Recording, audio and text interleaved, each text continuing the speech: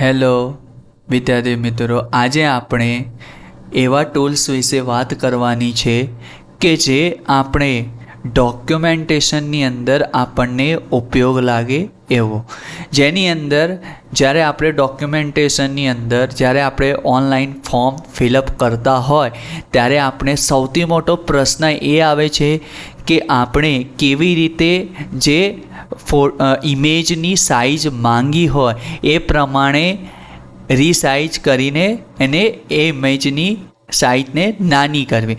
તો આપણા કોમ્પ્યુટરની અંદર એક સૌથી પહેલાં બહુ અગત્યનો ટૂલ છે જે આપણે દરરોજ જે કોમ્પ્યુટરને નાનપણની અંદર આપણે શીખ્યા હશે કે પેઇન્ટનો કેવી રીતે ઉપયોગ કરવો.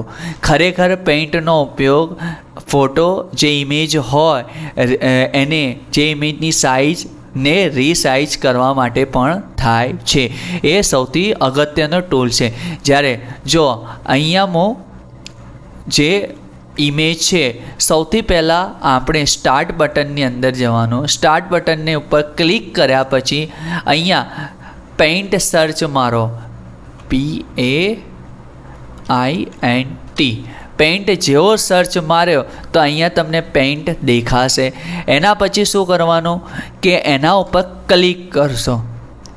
જ્યારે તમે ક્લિક કરશો ત્યારે તમે આની ઉપર જો એની અંદર તમે જોઈ શકો કે બહુ અગત્યના ઘણા બધા ટૂલ્સો છે, પણ આપણે રીસાઇઝ કરવાનો ટૂલ્સ જો અહીંયા તમે જોઈ શકો રીસાઇઝનો ટૂલ છે.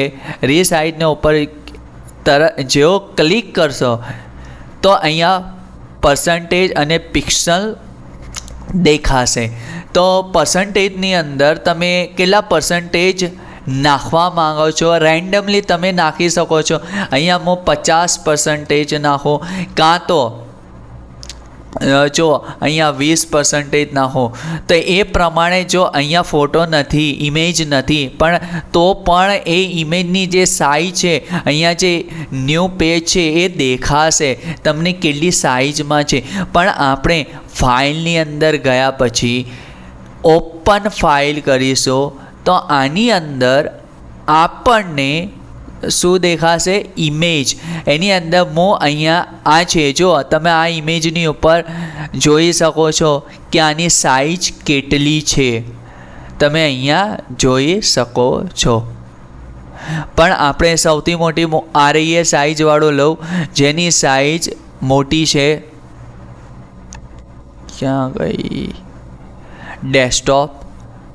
ડેસ્કટોપને પસંદ કરી લઈએ. Okay, open. જો અહીંયા ઓટોમેટિક એ સાઇઝવાળી છે એ દેખાય છે. હું એની ડિલીટ મારી દઉં. અહીંયા ઇમેજને ડિલીટ મારી દઉં. હવે ફરી આપણે પેઇન્ટની અંદર જઈએ. તમે સર્ચ મારીને જોઈ શકો છો.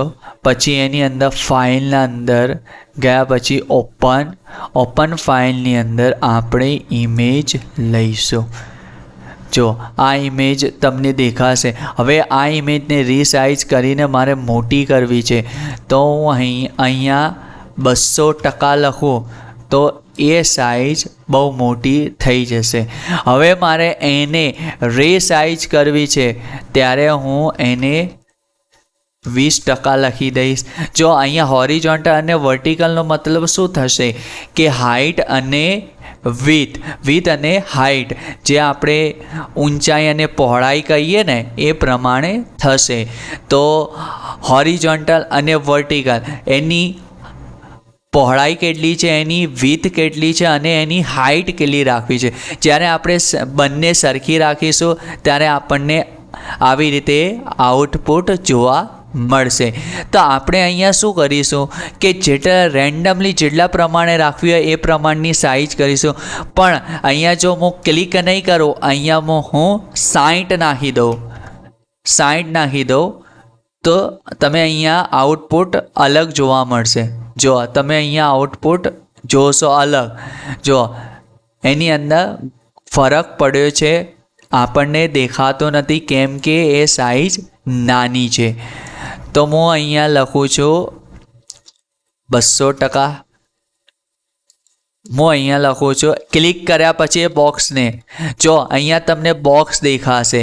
આ બોક્સ શું છે કે એ બોક્સની અંદર તમે ક્લિક કરશો તો ઓટોમેટિક સરખી સાઈઝ જોવા મળશે. જ્યારે તમે ક્લિક નહીં કરો તો રેન્ડમલી તમે ઊંચાઈ અને પહોળાઈ, હાઇટ અને વિડ્થ તમારી રીતે સેટ કરી શકો છો. જો દેખાય? હા. પછી આના પછી તમે પિક્સલની અંદર પણ જોઈ શકો. જ્યારે પિક્સલની અંદર 64 અને 76 છે તો એની અંદર પિક્સલની અંદર કેટલા પિક્સલ રાખવું છે. તો હું અહીંયા શું કરું છું, સૌથી પહેલાં અગત્યનો 160 પિક્સલ, પછી હાઇટ અને વિડ્થ લઈ લઉં 160 સરખી લઈ લો, બંને સરખી લઈ લો, પછી ઓકે બટન દબાવો. તો જો અહીંયા ઓકે કરવાથી તમને સરખી સાઈઝની અંદર દેખાશે, સરખું દેખાશે. એ પ્રમાણે તમે રીસાઇઝ કરી શકો. એ પ્રમાણે તમે જે ડોક્યુમેન્ટમાં માંગ્યો હોય એવી રીતે તમે એને રીસાઇઝ કરીને ઇમેજ નાની કરી શકો. ફાઇલની અંદર ગયા પછી સેવ એઝ બટન આવશે. તો અહીંયા પીએનજી, જેપીજી, બીએમપી, જીઆઈએફ, અધર. જો અહીંયા તમને ફાઇલના અલગ અલગ ફોર્મેટ દેખાશે, પણ આપણે જેપીજીની અંદર સેવ કરવાનો. સેવ કર્યા પછી અહીંયા તમને દેખાશે. અહીંયા તમે સ્ક્રોલ કરો છો, આ સ્ક્રોલની અંદર જો ના હોય તો તમે આવી રીતે સ્ક્રોલ બાર કરી શકો. હવે આની અંદર તમને ઓપ્શન પૂછશે કે તમારે ક્યાં સેવ કરવું. તો હું ડેસ્કટોપની ઉપર કરું છું. જો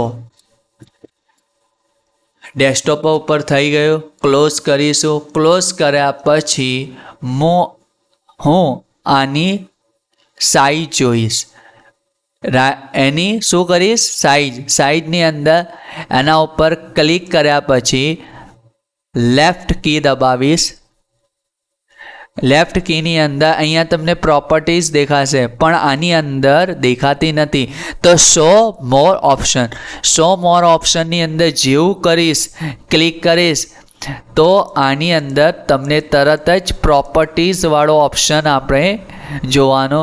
તો તમે અહીંયા જોઈ શકો કે આની સાઈઝ 8 KB થઈ ગઈ.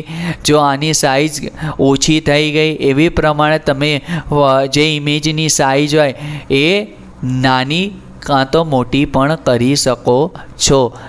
Thank you.